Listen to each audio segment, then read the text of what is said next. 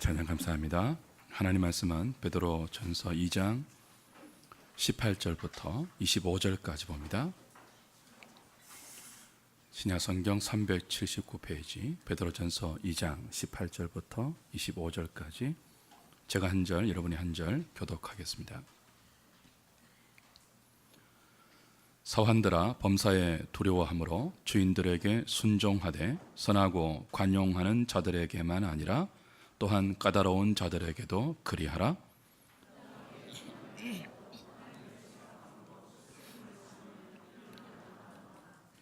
죄가 있어 매를 맞고 참으면 무슨 칭찬이 있으리요? 그러나 선을 행함으로 고난을 받고 참으면 이는 하나님 앞에 아름다우니라.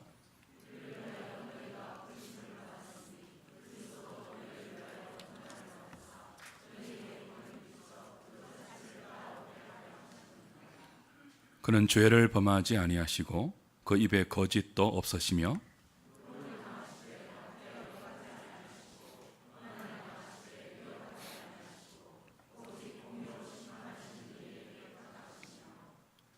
같이 봅니다. 친히 나무에 달려 그 몸으로 우리 죄를 담당하셨으니 이는 우리로 죄에 대하여 죽고 의에 대하여 살게 하려 하심이라. 그가 채찍에 맞음으로 너희는 나음을 얻었나니 너희가 전에는 양과 같이 길을 잃었더니 이제는 너희 영혼의 목자와 감독 되신 이에게 돌아왔느니라. 아멘.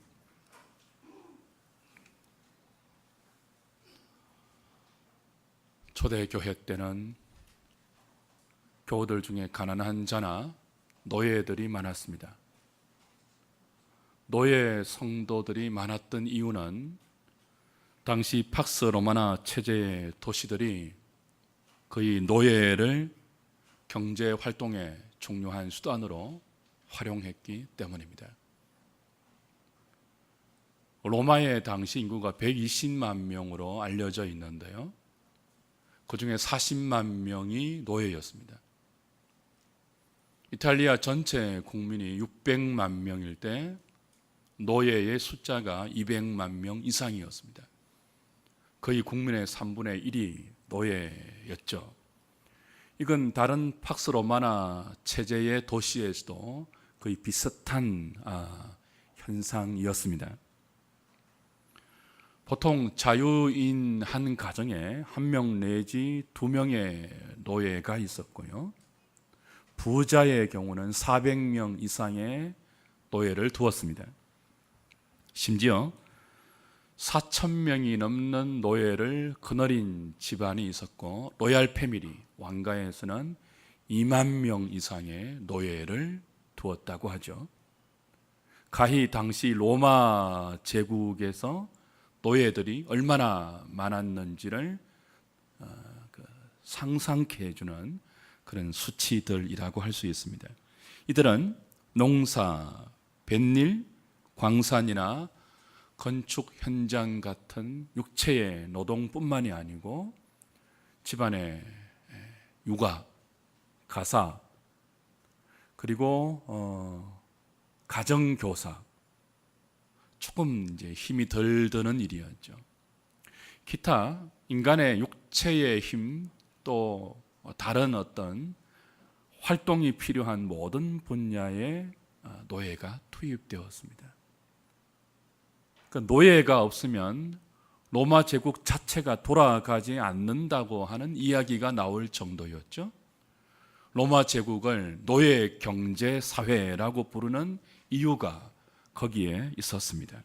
그 정도로 노예가 많았기 때문에 자연히 그 노예들이 복음을 듣고 예수를 믿어 교회 안에 들어오는 경우도 많았던 거죠. 중요한 것은 이들이 예수를 믿고 교회 공동체 안에 들어왔지만 여전히 로마 사회 안에서는 가장 최하의 밑바닥 인생으로 남아 있었다는 것입니다. 교회에 들어와서 말씀을 들을 때는, 복음을 들을 때는 세상이 줄 수 없는 자유가 그들에게 주어졌다는 것을 알았습니다. 예배 드리면서 하나님 말씀을 들으면 세상에서 얻을 수 없는 존귀함이 하나님의 자녀라는 신분으로 자신들에게 확보되어 있다는 사실을 배웠어요. 하나님께서 그들을 왕같은 제사장으로 불렀다는 이야기를 들었습니다. 하나님의 소유된 백성이며 거룩한 나라로 만세전에 택함 받은 존재가 바로 자신들임을 교회 와서 배웠다고요. 얼마나 감격스러웠겠습니까? 그런데 예배당 밖을 나가면, 말씀을 벗어나면, 예배가 끝난 후 돌아간 자신의 현실에서는 그들은 여전히 비참한 노예일 뿐이었습니다. 그렇다면 사랑하는 여러분, 그들이 누구일까요? 하나님의 존귀한 자녀입니까? 아니면 비참한 노예입니까? 여러분이 만약 로마 제국에서 살았던 노예였다고 상상해 보십시오. 여러분이 노예입니다, 지금. 근데 예배당에 앉아 있습니다. 당시 노예들은 많은 일을 함에도 불구하고 법이 자신들에게 확보해주는 인간으로서의 권리는 거의 누리지 못했습니다. 결혼할 권리도 없었습니다. 결혼했어도 법적으로 아이를 낳을 자유가 노예들에게는 없었죠. 그 어떤 인권의 보장도 주어지지 않는 때에 이 노예들은 주인이 때리면, 주인이 벌하면, 주인이 노예를 벌할 때 아무런 법적인 규제나 제한이 없었습니다. 그러니까 인권의 보장은 전혀 주어지지 않았고, 정반대로 인권이 유린될 때는 아무런 법적인 보호를 받지 못했던 비참한 존재들이 로마 제국 아래에 살았던 노예들입니다. 이들에게는 물건에 붙는 상표가 붙어 있었습니다. 인격이 아니라 하는 이야기죠. 집안의 가장 낮은 계급에 속했고요. 단지 주인 재산의 일부로 여겨질 뿐이었습니다. 사람이 아니고 재산의 일부였다고요. 말하는 짐승이었죠. 선한 주인을 만나면 그래도 조금 괜찮은데, 악하고 까다로운 주인을 만나면 매일 억울하고 부당한 일을 당하고 매를 맞고 채찍을 맞는 것이 다반수였습니다. 여러분이 이런 노예인데 어느 날 복음을 듣고 예수를 믿었다고 생각해 보십시오. 왜? 자유를 주시고 하나님의 자녀라는 존귀한 신분을 주신 하나님께서 이런 비참한 현실, 부당한 현실, 억울한 현실은 그대로 두시는 것일까 하는 의문을 가질 수 있겠죠. 베드로는 이들을 향하여 권면합니다. 사환들아. 오늘 본문이 그렇게 시작되죠. 사환들아. 여기 사환은 노예 중에도 주인이 명령을 하면 즉시 그 명령을 군소리 없이 순종해야 하는 몸종을 가르치는 단어입니다. 노예 중에도 몸종에 해당되는 노예입니다. 사환들아, 범사에 두려워함으로 주인들에게 순종하되 선하고 관용하는 자들에게만 아니라 또한 까다로운 자들에게도 하라.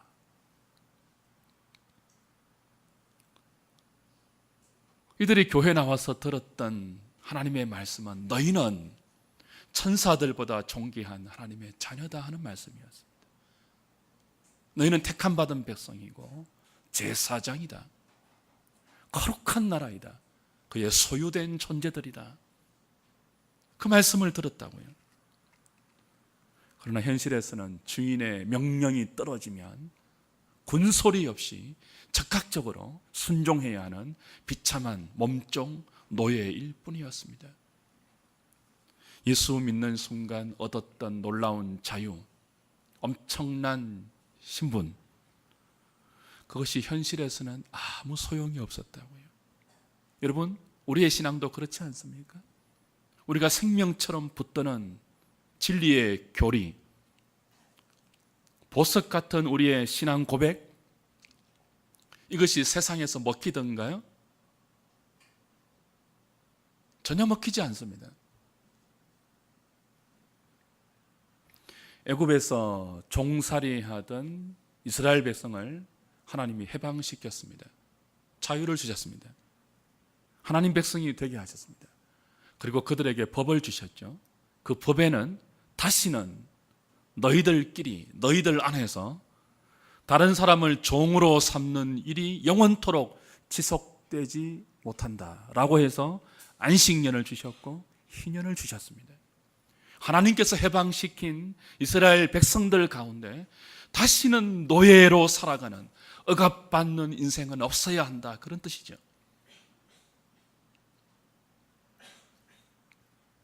그런데 구약 이스라엘 백성들에게 자유를 주셨고 다른 사람을 종으로 삼지 못하게 법으로 마련해 주셨던 하나님께서 예수 그리스도가 오신 신약 시대에 이런 비합리적인 노예 제도를 그대로 허용하시는 것일까요?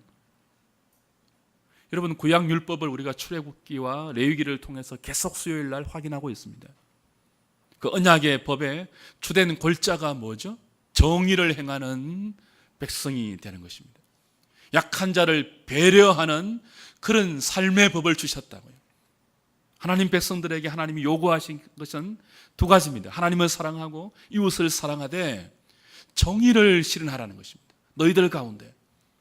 그리고 약한 자를 끊임없이 배려하는 그런 법을 주셨습니다.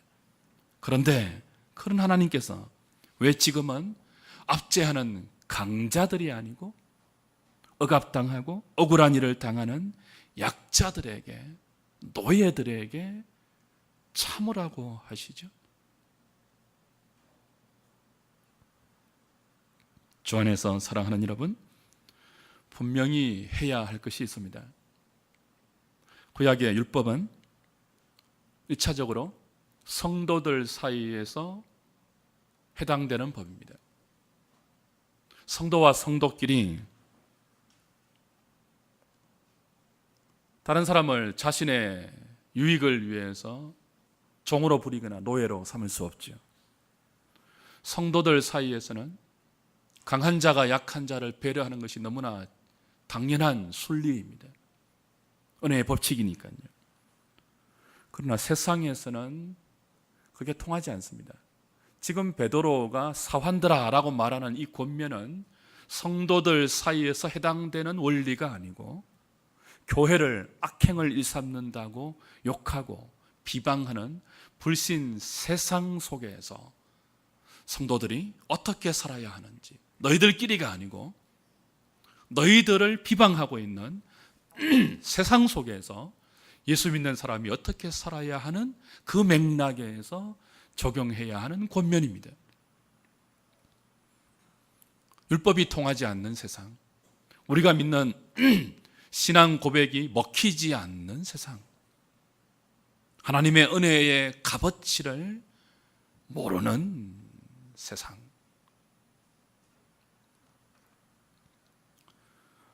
예나 지금이나 세상은 정의를 위해서 달려가지 않습니다. 세상이 달려가는 목표는 이익입니다. 우리는 이익이 아니고 정의를 위해서 살아가죠.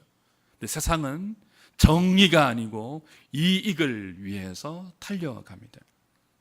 교회는 썩지 않고 더럽지 않고 쇠하지 않는 하늘의 기업을 소망으로 삼습니다만 세상은 썩고 쇠하고 더러운 것을 꿈꾸고 소망합니다.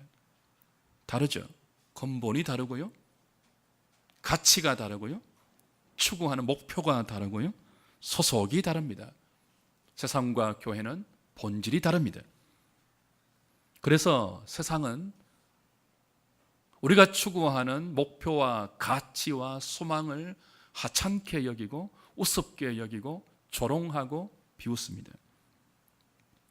우리의 신앙 고백을 쓰레기처럼 여깁니다. 그래서 1세기 당시에 신실한 교우들이 로마의 황제 숭배를 온몸으로 거부하고 우리의 주는 가이사가 아니고 십자가에 달리신 예수 그리스도입니다 라고 신앙적인 결단을 했을 때 그들은 교회를 욕했습니다.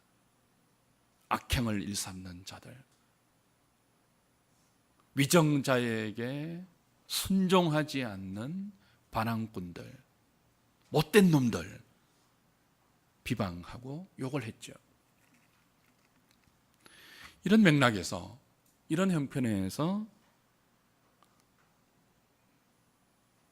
베드로는 너희가 해야 할 일이 있다. 교회가 욕을 들어먹고 있고 세상에서 성도들이 비방을 당하고 있습니다. 어떤 변명도 통하지 않고 우리가 고백하는 어떤 진리도 먹히지 않는 현실 속에서 어떻게 우리의 진리를 변정할 수 있죠?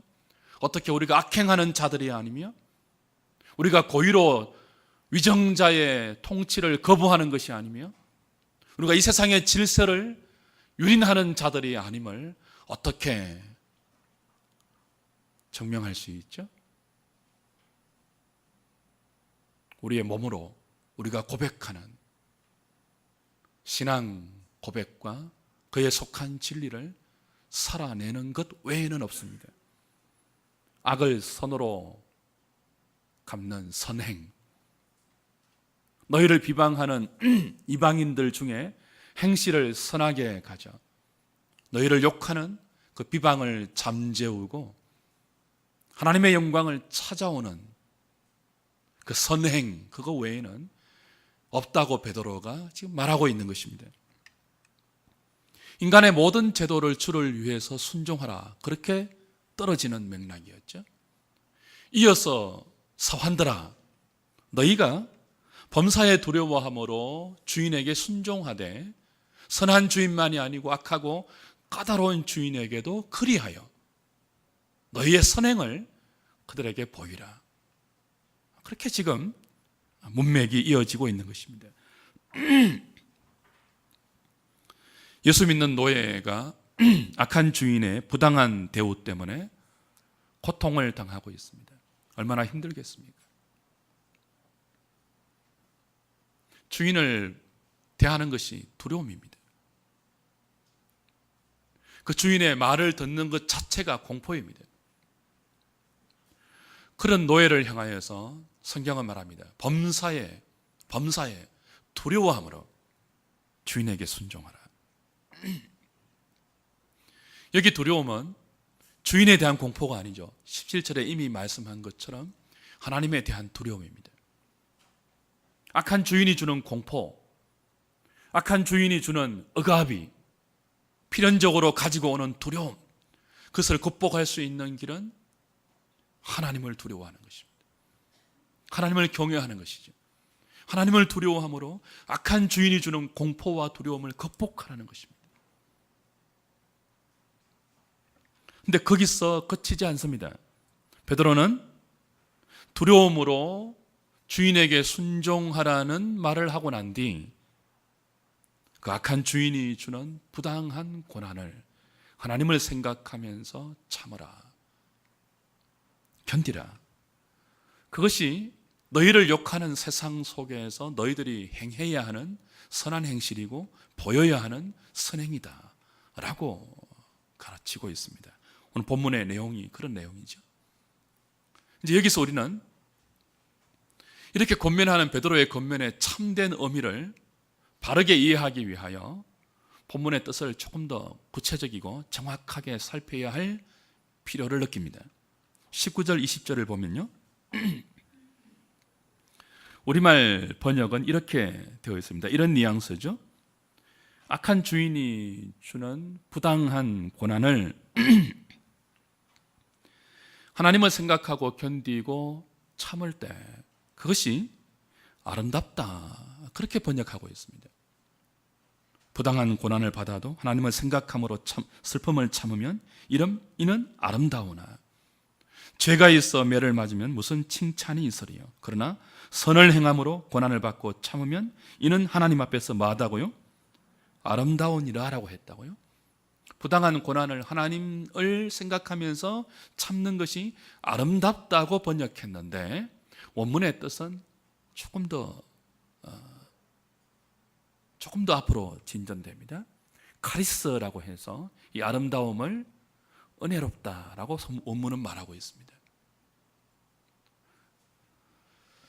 아름다움을 은혜로움이라고 번역하는 것이 더 적절하죠?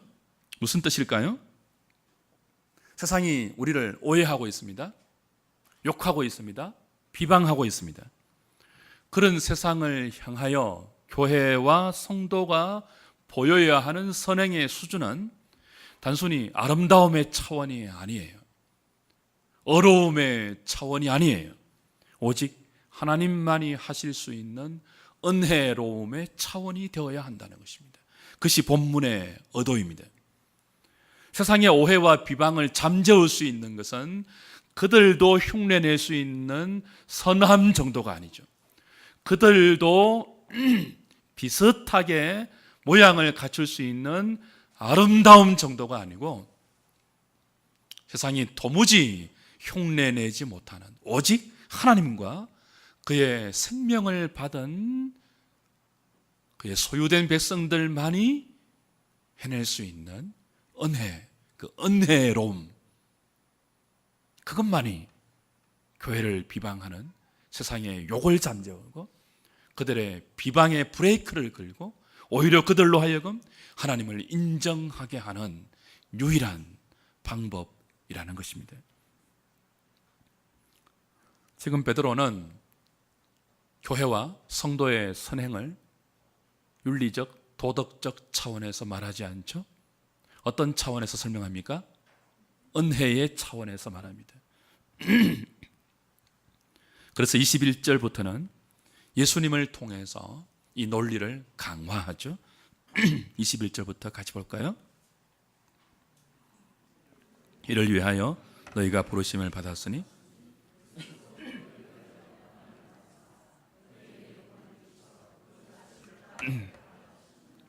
그는 죄를 범하지 아니하시고 그 입에 거짓도 없으시며 욕을 당하시되 맞대어 욕하지 아니하시고 고난을 당하시되 위협하지 아니하시고 오직 공의로 심판하시는 이에게 부탁하시며 친히 나무에 달려 그 몸으로 우리 죄를 담당하셨으니 이는 우리로 죄에 대하여 죽고 살게 하려 하심이라. 그가 채찍에 맞음으로 너희는 나음을 얻었나니 너희가 전에는 양과 같이 길을 잃었더니 이제는 너희 영혼의 목자와 감독 되신 이에게 돌아왔느니라.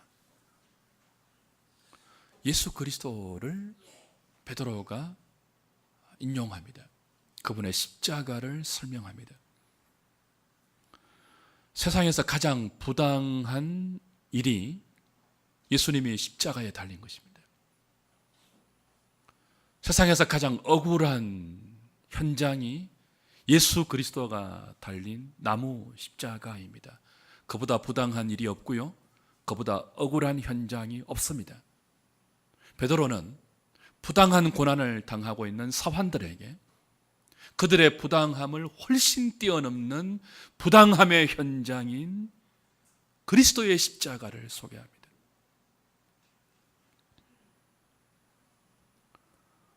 부당한 고난을 당하고 있는 종들에게 부당한 고난을 통해서 우리를 구원하신 예수 그리스도의 고난을 언급하는 거죠. 사랑하는 여러분, 우리의 구원은 예수 그리스도가 부당함을 당하셨기 때문에 가능해졌습니다. 우리의 구원은 그분이 억울함 가운데서 견뎠기 때문에 그 은혜로 허락받은 것입니다. 오늘 성경은 그렇게 구원받은 성도들이 예수님의 부당함과 예수님의 억울함을 참고 견딘 그 은혜 때문에 구원받은 교회와 성도들이 동일하게 부당한 고난을 당할 때 하나님을 생각하면서 그 그리스도를 생각하면서 참고 견뎌 그리스도가 우리에게 베푸신 은혜를 동일하게 그들의 부당한 현실 속에서 은혜로 드러내고 은혜로 나타내어야 한다고 가르치고 있습니다. 뿐만 아니고 교회가 존재하는 이유가 거기에 있다고 말씀합니다. 성도가 이 땅에서 아직 천국에 가지 않고 교회로 모여서 남아있는 이유도 거기에 있다고 말합니다. 이를 위해서 너희가 부름을 받았다. 이를 위해서 너희가 부름을 받았다. 이가 뭐죠? 부당한 고난을 참고 견디는, 그래서 그것을 통하여 은혜의 은혜됨을 털어내는 것, 그걸 위해서 너희가 구원받고 부름받았다 이야기하고 있죠. 충격적이지 않습니까? 소위 축복을 최고의 복음으로 여기는 현대 교회에서 너무나 낯설게 여겨지는 진리입니다. 어떻게 불의한 일로 고난받는 것이 교회의 존재 이유가 될 수 있겠습니까? 어떻게 부당한 일을 당하는 것이 성도의 살아가는 목적이 될 수 있겠습니까? 그런데 믿기 어려운 이 말이 3장 9절에 다시 반복됩니다. 3장 9절이죠. 같이 읽겠습니다. 악을 악으로 욕을 욕으로 갚지 말고 도리어 복을 빌라. 이를 위하여 너희가 부르심을 받았으니 이는 복을 이어받게 하려 하심이라. 이를 위하여 너희가 부르심을 받았다. 악을 선으로 갚기 위하여 부르심을 받았다. 그리고 부당한 고난을 받을 때 하나님을 생각함으로 견디고 참는 것을 위하여 부르심을 받았다.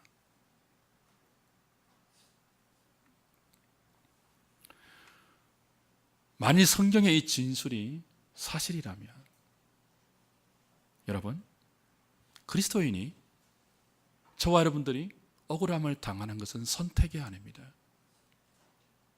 여러분이 살아가시면서 부당한 일을 경험하는 것은 선택이 아니라고요. 무엇입니까? 필수입니다. 왜요? 이를 위해서 부르심을 받았기 때문입니다. 충격적이죠. 수용하기 힘든 말씀이기도 합니다. 그래서 사실은 예수 믿는 사람들이 부당한 고난을 당하는 것은 이상한 것이 아닙니다. 잘못 믿어서가 아니에요. 죄를 지어서 심판을 당하는 결과가 아니에요. 오히려 지극히 당연한 거죠. 만약 여러분이 억울한 일을 당해서 하나님께 이렇게 기도한다고 생각해 보십시오. 하나님, 왜 이러십니까? 왜 이런 일이 나에게 일어나죠? 그때 하나님의 응답이 무엇일까요? 오늘 말씀대로 하면 어떤 응답이 떨어질까요? 내가 그것을 위해서 너를 불렀는데 아직도 모르느냐? 그런 응답이 떨어지는 것입니다. 이를 위해서 너희가 부르심을 받았다. 하나님께서 저와 여러분들을 부르신 목적이 과거보다 잘되게 하는 것이 아닙니다. 불신자보다 더 오래 살게 하는 것도 아닙니다. 여러분을 누구보다 유명하게 해주고 떵떵거리게 해주고 박수받고 칭찬받게 해주기 위함도 아닙니다.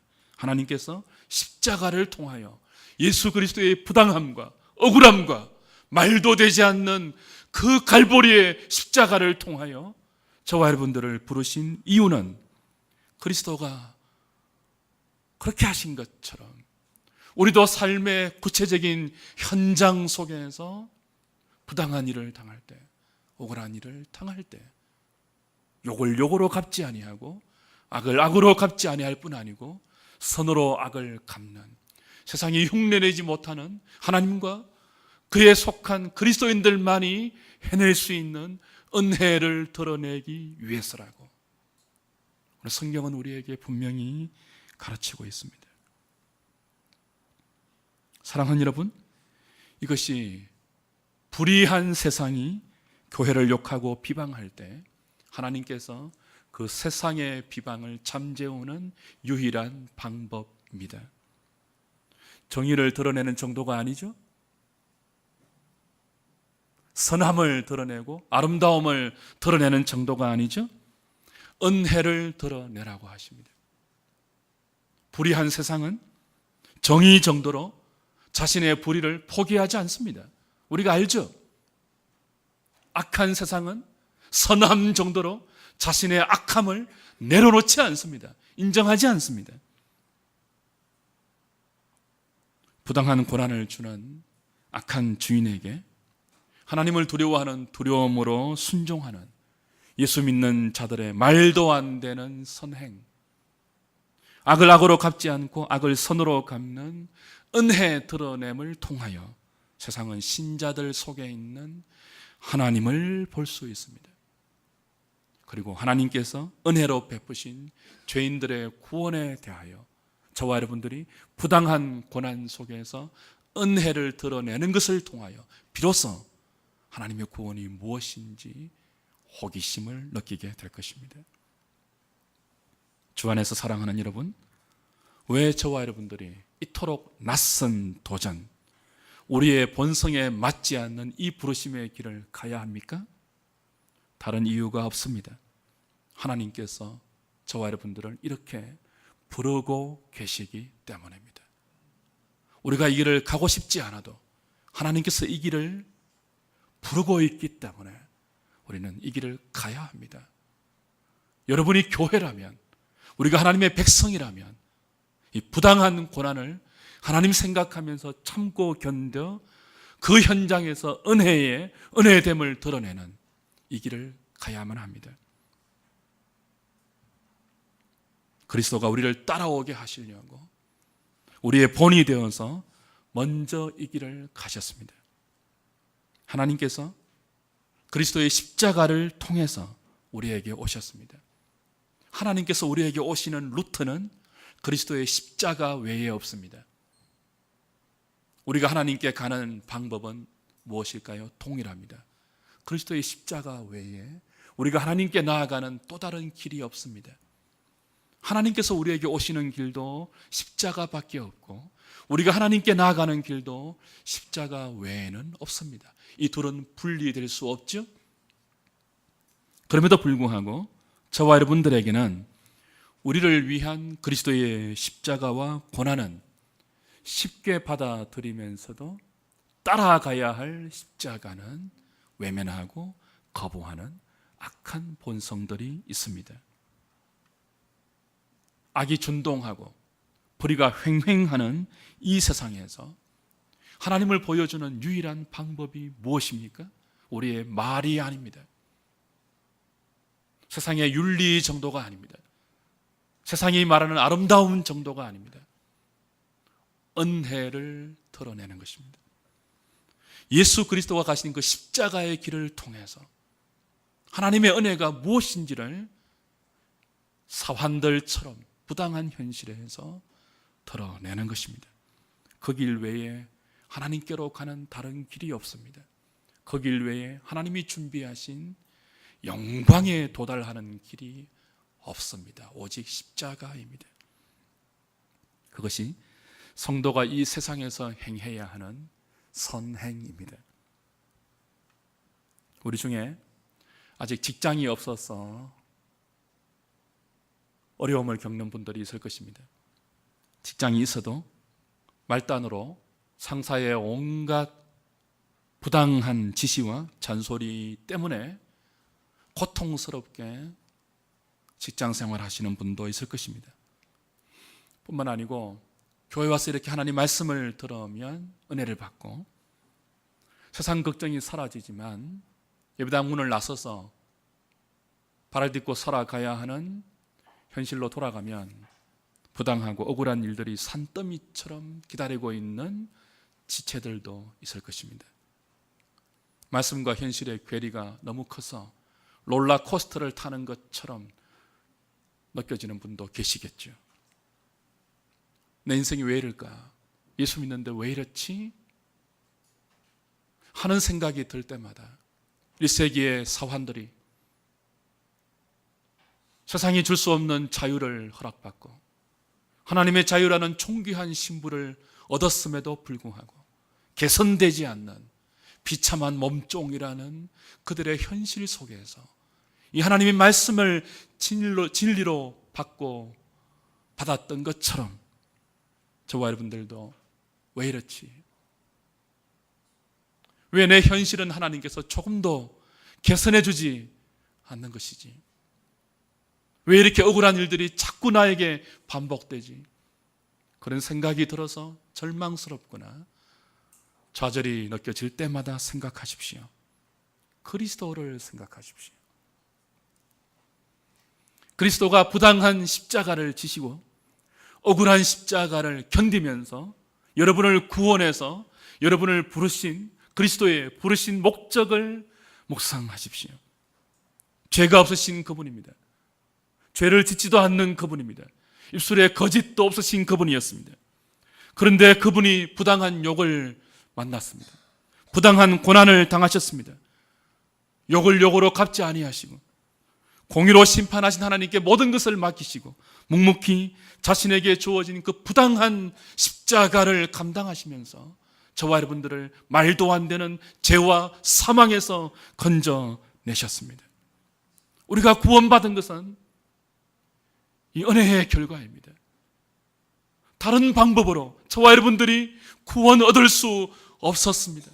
그리스도가 부당함을 감당하는 그 은혜 외에는, 그리스도가 억울함을 온몸으로 감수하는 그 은혜 외에는 약한 저와 여러분들이 하나님의 생명을 얻는 방법이 없었다고요. 우리가 생명을 얻고 우리가 자유를 얻고 우리가 존귀함을 얻은 것은 머리에 띠를 두르고 로마에 항거한 헤롯 땅의 열심 때문이 아니고 모든 억울함을 감당하신 그리스도의 십자가 은혜 때문입니다. 그가 채찍에 맞음으로 우리가 나음을 입었습니다. 그가 악을 악으로 갚지 않고 선으로 악을 이긴 결과 우리가 죄에 대해서 죽고 의에 대해서 살게 되었습니다. 그러니 우리도 이 부당한 세상 속에서 아름다움을 추구하고 의로움을 추구하는 차원을 넘어서 은혜를 드러내고 은혜를 추구하는 삶을 살아야 합니다. 거기를 먼저 가서 우리에게 본을 보여주신 그리스도의 본을 따라 작은 일에 은혜를 드러내겠다고 이 시간 결심할 수 있기를 바랍니다. 그 결심이 저와 여러분들의 기도로 이어지기를 바랍니다. 기도하는 만큼 순종의 발걸음을 떼어내시기를 바랍니다. 이를 위해서 우리가 부름받았습니다. 저와 여러분들이 이 길을 잘 가면 어떻게 될까요?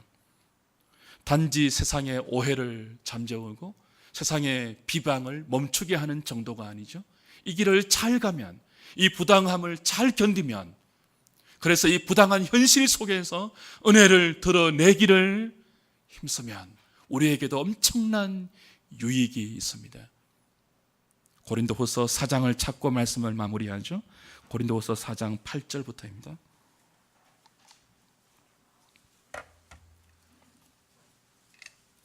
고린도서 4장 8절부터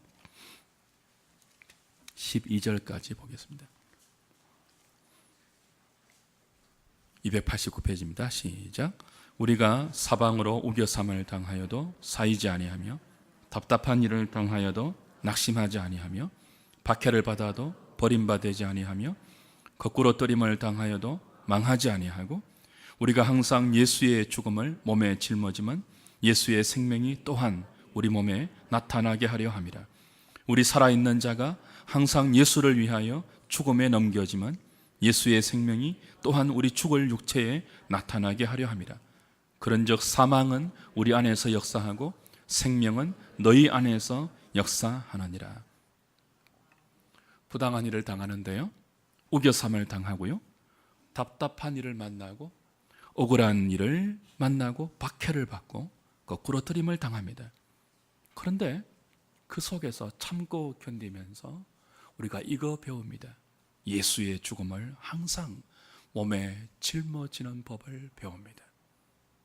그 부당한 현실과 억울한 현장을 하나님을 생각하면서 참고 견디면서 이제는 내가 사는 것이 아니고 내 안에 그리스도가 사는 생명에 속한 믿음의 신비를 체험합니다. 내가 사는 것이 아니고 내 안에 그리스도가 사는 하나님 나라의 비밀을 보게 되죠. 사망이 내 속에서 역사합니다. 근데 그 사망을 참고 견딜 때 주위 사람들 속에서 생명이 준동하는 것을 목도합니다. 비밀입니다. 무스테리온. 하나님 나라의 신비입니다. 내가 죽는데 다른 사람이 삽니다. 내가 부당함을 온몸으로 견디는데 다른 사람이 회복됩니다. 엄청난 유익이죠. 은혜의 현상입니다. 사랑하는 여러분, 성도 한 사람의 생애 가운데, 저와 여러분의 전 인생의 길이 가운데 이것을 경험하는 것보다 더 큰 영광이 없습니다. 예수 죽음을 내 몸에 짊어지는데, 부당함이 우겨쌈을 사고 있는데, 억울함에 넘겨지고 매일 박해를 보는데, 사망이 내 속에서 역사하는데 이상하게 생명의 현상이 드러납니다. 말로 설명할 수 없는, 나는 죽는데 다른 사람이 삽니다. 교회가 부흥합니다. 영혼이 일어납니다. 복음이 증거됩니다. 하나님을 인정하는 입술들이 회복됩니다. 이보다 큰 영광이 어디 있습니까? 예수 믿는 우리의 생애 가운데 예수 믿는 이보다 큰 보상이 어디 있습니까? 이보다 큰 우리의 명예가 어디 있습니까? 가장 큰 성도의 영광이고 가장 큰 보상이며 가장 큰 명예입니다. 그래서 절망과 한숨의 순간이 올 때, 너무 억울하다, 너무 부당하다, 견딜 수 없는 그때가 여러분에게도 찾아올 때, 지금이 은혜를 보일 수 있는 기회이구나, 이를 위해서 불렀다고 하신 하나님의 부르심에 순종할 수 있는 찬스이구나, 하나님을 생각하면서 그 부당함을 견디는 저와 여러분 되어서 세상이 우리를 통하여 은혜를 보고 그 은혜를 통하여 죽은 자가 살아나며 그 은혜를 통하여 하나님의 나라가 이 땅 가운데 확장되고 퍼져가는 그 귀한 일에 쓰임받는 저와 여러분, 그걸 위해 엎드려서 기도하고 믿음과 은혜를 얻는 저와 여러분 될 수 있기를 주님의 이름으로 부탁드립니다. 기도하겠습니다. 하나님, 은혜로 살아가는 저희들에게 받은 그 은혜를 세상 속에서, 부당한 현실 속에서, 억울한 현장 속에서 선함을 넘고 어려움을 넘어서 은혜의 은혜됨을 드러내라고 하시니 참으로 당혹스럽습니다. 우리의 힘으로 어떻게 이 은혜를 드러낼 수 있겠습니까? 엎드려 구하오니 이 믿음을 주시고 은혜를 주셔서 우리의 남은 생에 이 부당함이 우리의 현실로 닥쳐올 때 그걸 피하지 말고 외면하지 말고 욕을 욕으로 갚지 말고 악을 악으로 갚고 싶은 충동을 이겨 은혜를 드러내는 저희들 되게 하여 주시옵소서. 예수님의 이름으로 기도하옵나이다. 아멘.